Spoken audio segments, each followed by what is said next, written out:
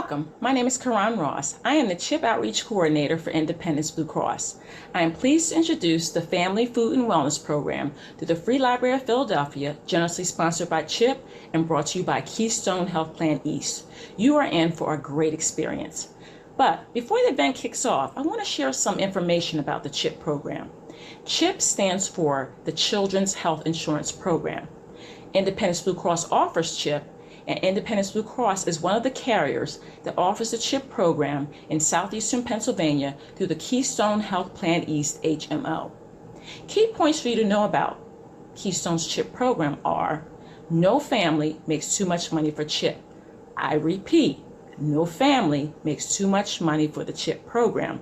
That is amazing. As long as you don't qualify for Medicaid, your child may be eligible to enroll in CHIP.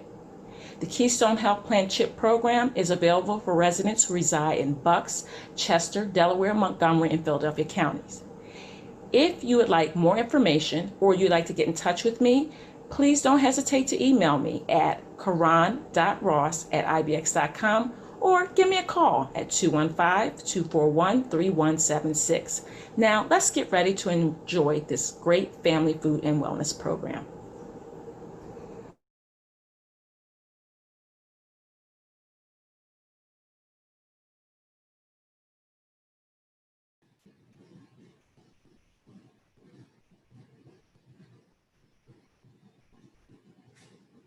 Oh, hi there. Welcome back to another edition here at the Culinary Literacy Center. My name's Matt. I'm going to be demoing another fun recipe today. Let me take my mask off.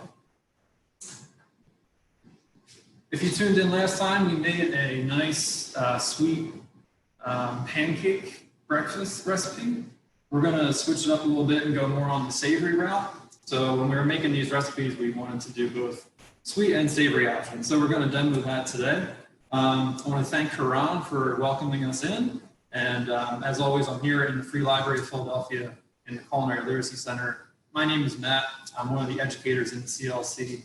And I'm also a registered dietitian. I work right here in Philadelphia. So I'm always looking forward to making fun, nutritious meals that are also delicious and easy to make and affordable. So we have another one here set today.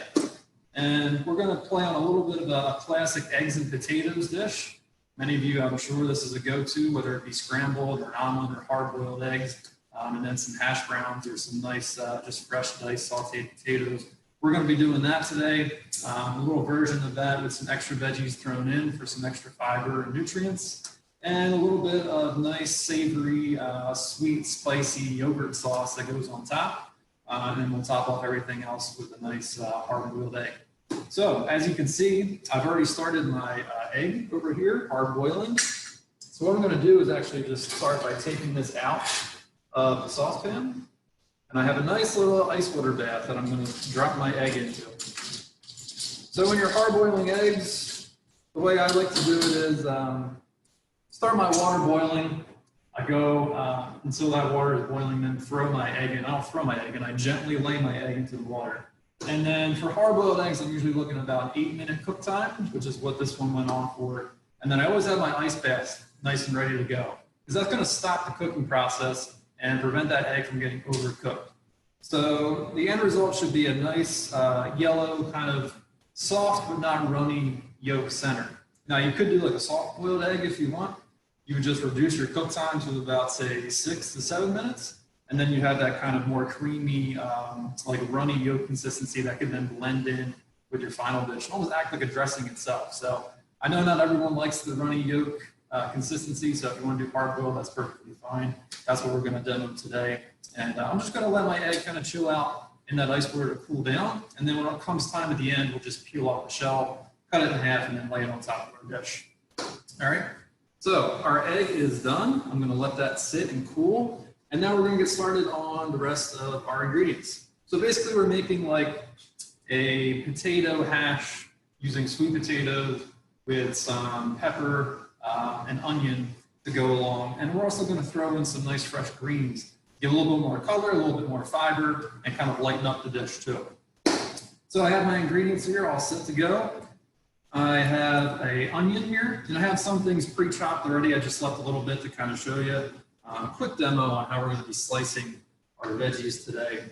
So my onion, this is an onion just cut in half like this. I'm going to cut off the stem and root ends, the bottom and top of the onion basically. Then of course when you do that, you should be able to just peel off that outer skin portion. We get right into our onion. Now this is going to be a sauteed onion, it's going to be cooked. So we're not going to worry about chopping it like super small, as you would in say like a raw dish, like a salsa for example. And the way the onion is of course configured by nature is that it has these layers, right? So if we just do thin slices down like this, I'm just rocking my knife back and forth here. And as I do that, I'm making these thin slices of onion, which then these are ultimately going to kind of break up and make their own little slivers, little half moon shapes, like so, when they start to cook. So I have a lot of onion already pre-chopped in these nice little sliver half moon shapes. So I'm going to get those started in the saute pan here. And then I'm going to cut some red pepper as well to add in. So let me get my onion going. I have my, my electric griddle going here at about 400 degrees. You can certainly at home, most likely you're going to use your gas or electric range at home, that's fine. This is a non-stick griddle, so I'm not going to add too much oil. But depending on the type of pan you have at home, you just want to have a thin layer coating the bottom that's non-stick, just so your veggies can move around freely and don't start to burn to the pan. So I'm just going to add a little bit of oil, more so just for a little flavor and for a little coating here. And then I'm going to add my onions. You can see as soon as they hit the pan, you can hear that sizzle start. So you know your pan is nice and hot. And I'm just going to let my onions start to cook. I want to let them go for a few minutes at least so they start to soften up. And you'll see them start to brown a little bit on the outside, which just means that you're evaporating off that water that's in the onion. You can see the steam coming off. And they'll start to get brown because the sugars in those onions now will start to cook. And they go through this caramelization process and they start to take on that sweeter flavor. So onions are fun because you can kind of dictate how long they go depending on the dish that you're making. If you want them to go more sweet, you just kind of let them go nice and slow until all those sugars begin to caramelize and you evaporate off more water. All right, so we're going to go for a little bit of that effect today. Cook them for a few minutes so they get slightly brown, but not to the point where they're like really dark and like super sweet. So kind of in between. We're going to let them go, keep an eye on them. I'm going to get started on my red pepper. So I'm using a nice red bell pepper today. Bell pepper is a really good source of fiber, a really good source of vitamin C, and they have a nice, crisp, fresh, vibrant taste that they add to the dish. And same thing with my onions. I'm going to kind of slice it in slivers so they'll have long pieces that can saute and have a nice surface area to get cooked up. Chopping off the top of my pepper.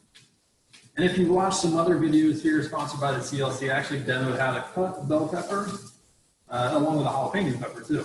And everybody has their own version of how they cut a bell pepper. This is mine. I just cut off the top of it and then I can reach my hand in and pull out those seeds. And then from there, I can chop in half. Half again, and now I can make my long slivers. So I'm just going to go along, making sure that my guide hand, my fingertips are always down in like a claw shape. They're not out exposed like this, so I can chop them off. I don't want to do that. And I'm just following along the outer edge here, making these long slivers of red bell pepper. All right, so for your full recipe, you're probably going to want to use like one medium and one large onion. And same thing with your red bell, probably like a medium-sized large red bell pepper. Of course, it doesn't have to be red. You can use a green variety. You can use yellow. You can use orange. I like to use the red because it tends to be a little bit sweeter. And considering the other colors that we have going along with our dish, we're going to have some greens later on. So the green pepper kind of get muted. So always think about how your dish in the end is going to look. All right, having a nice balance of colors, because of course we always eat with our eyes first before we actually eat with our mouth. All right, so I got my bell pepper slivered up. I'm going to add this to our dish. Our onions are beginning to brown.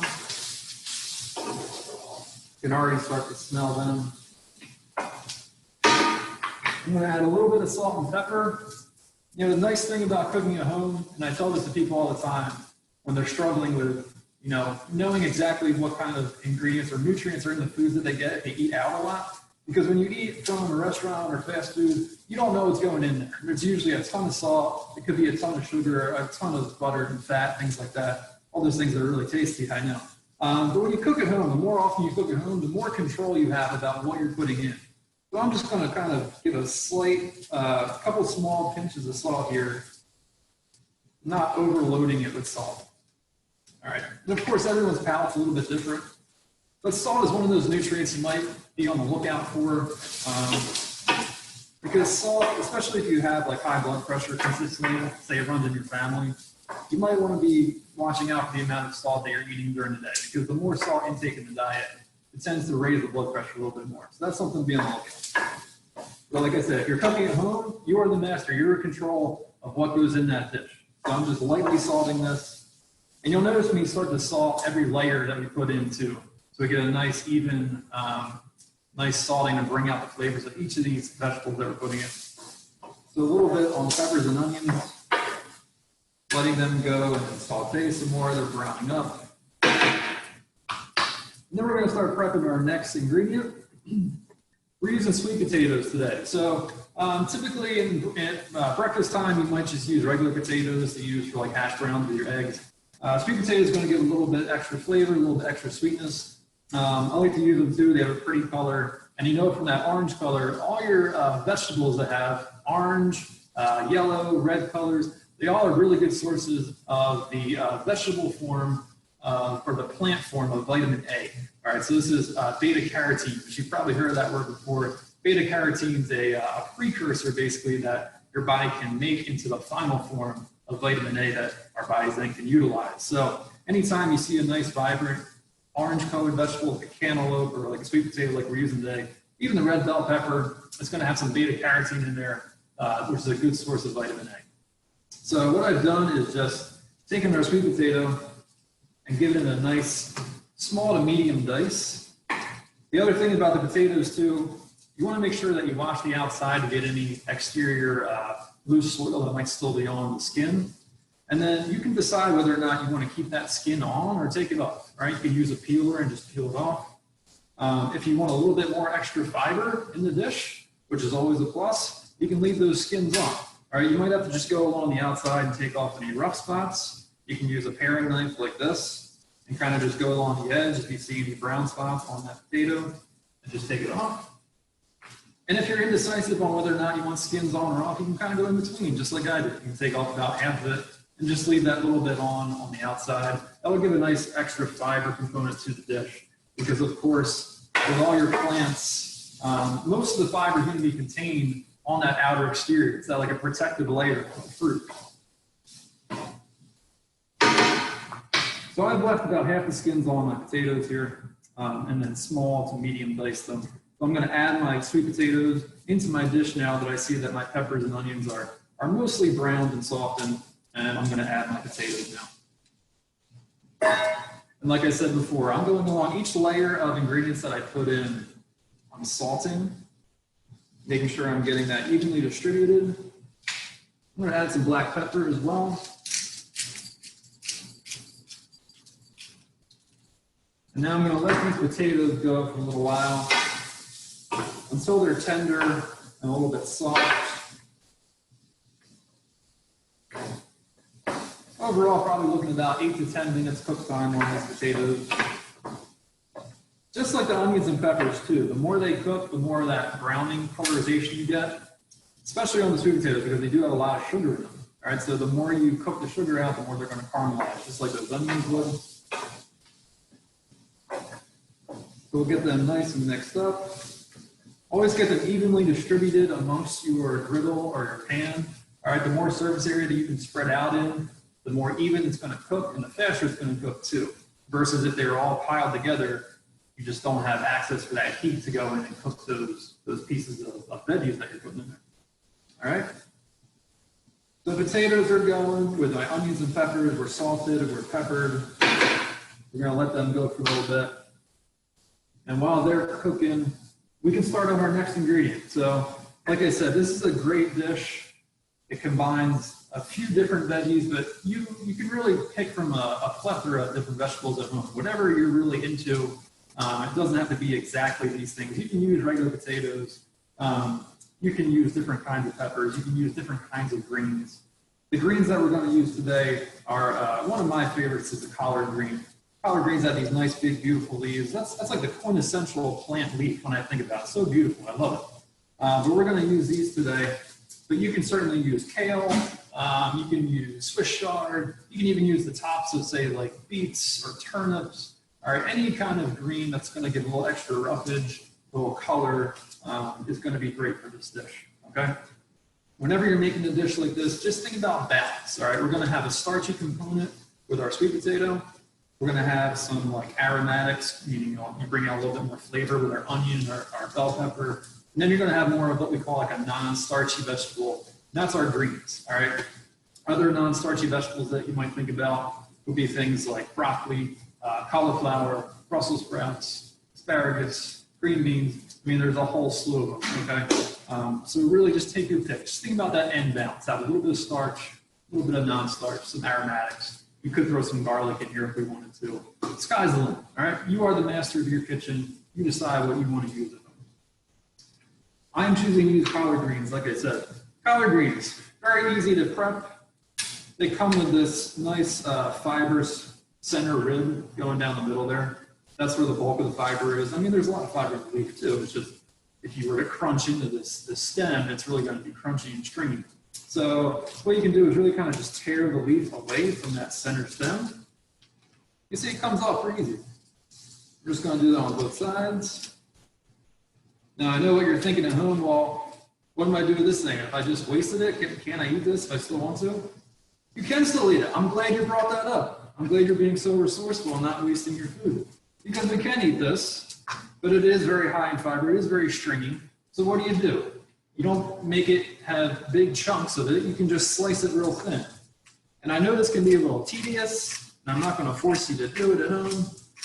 But I like to do it if I have the time. It's just thinly slice that rib up. Now they're in real tiny pieces. So if I chew on a piece of this, it's not going to take me forever to chew it down. All right, it's just going to blend into the dish now. So now it's just one more piece of that plant that I've utilized in my dish and I haven't thrown away. All right, so I can just as easily use those ribs as long as they're sliced to a nice small size. And same thing when you're making smoothies at home too. You can throw those stems in because everything's going to get blenderized anyway. So, I mean, what's the use in wasting them if you can just blend them into your smoothie at home too? All right, we're still cooking away. I can see my potatoes are starting to brown up a little bit, which is a good sign.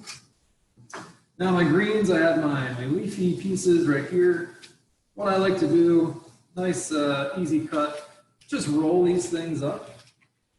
All right, just like you would roll like an old piece of carpet that you're throwing out of your house or something like that into a nice roll. And then you just make these thin slices. It makes these little ribbon shapes on your greens.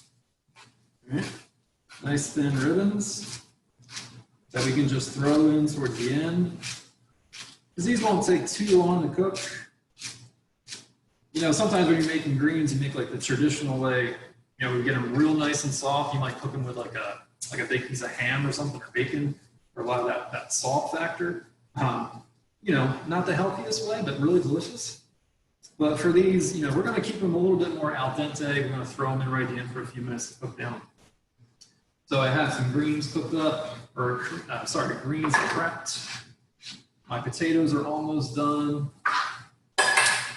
We are getting near the end, folks. Potatoes are cooking.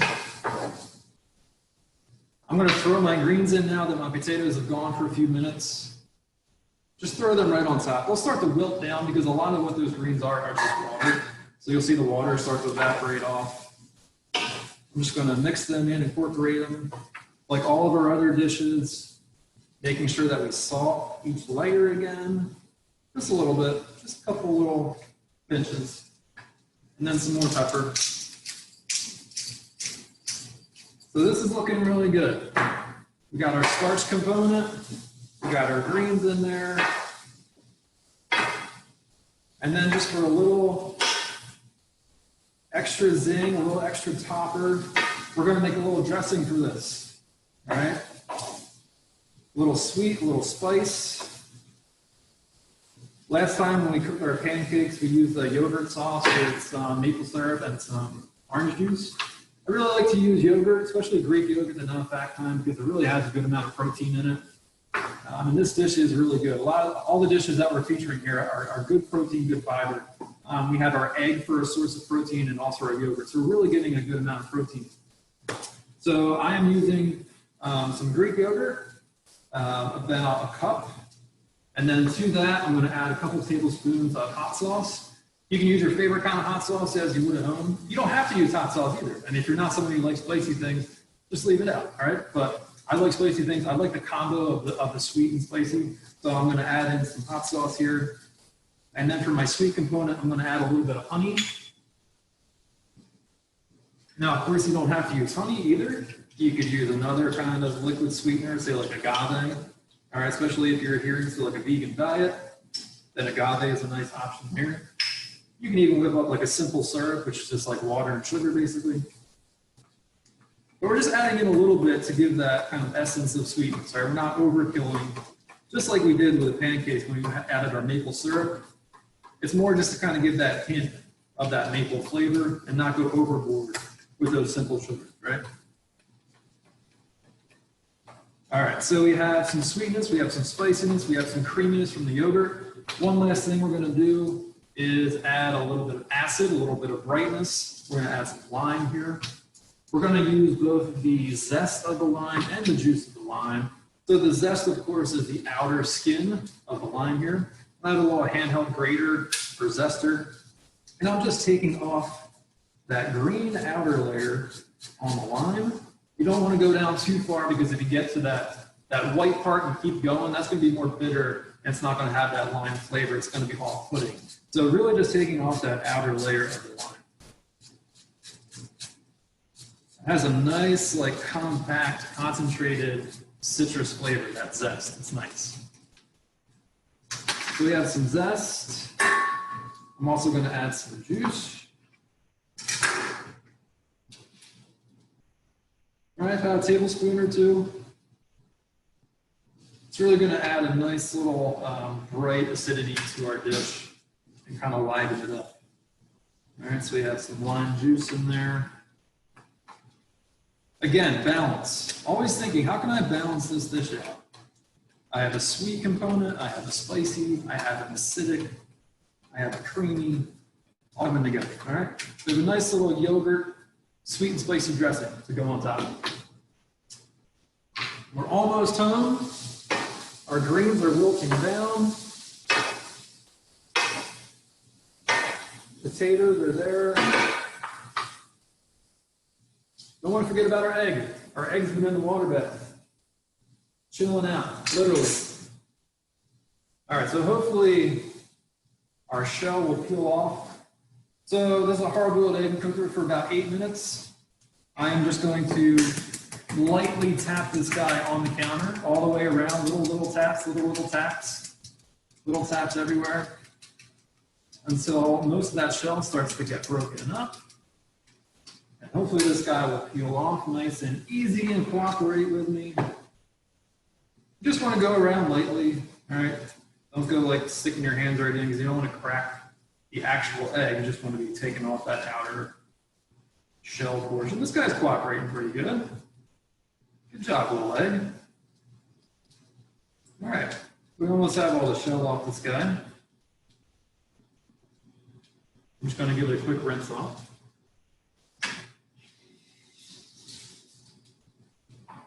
I'm still here, don't worry. All right, hard-boiled egg is done. I'm going to slice this down the middle. There.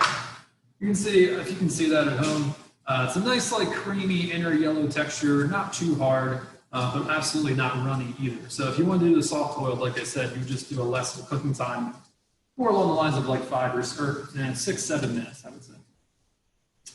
All right, we're going to plate up. Plate is ready. Our veggies are looking good. Our greens are wilted. Our potatoes are tender and soft and a little brown. And so are our onions and peppers.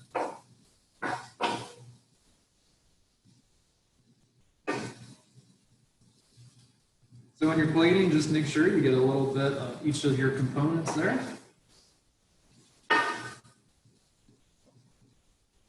I guarantee almost every trendy brunch spot in the city will have a dish, something like this, some kind of potato or veggie hash, maybe like a sunny side up egg and like a cool little sweet and spicy yogurt sauce, just like we made today. So easy to make. You can do it at home. You don't have to wait in line. Just make it yourself. Easy, affordable.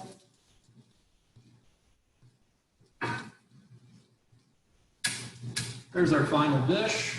Our sauteed veggies, our greens, our potatoes. We're going to take our yogurt sauce, mix that up. Yeah, just give a little dab over top. The dressing really helps bring it all together. It plays off that kind of sweetness of the sweet potato as well. And it's a really nice complement to the flavors in your dish there. So sweet and spicy yogurt sauce. You can place your egg right on top. Isn't that nice and pretty? Oh, happy accidents in the kitchen. Okay. Egg staying in place. If you want to, a little final touch of salt and pepper, just as like a finishing. If you got fancy like flavored salt at home, that's a nice spot to use it right at the end. Or if you have like that cool looking like pink Himalayan salt, a couple dabs, nice little eye appeal. Give a couple little dabs of pepper. And there you go. In no time at all, you whipped up a nice protein, fiber-packed, veggie-forward dish with a lot of nutrients, a lot of protein, and very tasty too. So thanks for joining us again. Come back on Thursday. I think we have another video to show, and we're going to be demoing a lot of recipes throughout this whole group of recipes that we're doing. So thank you once again. Have a good day and have fun in the kitchen, guys. I'll see you later.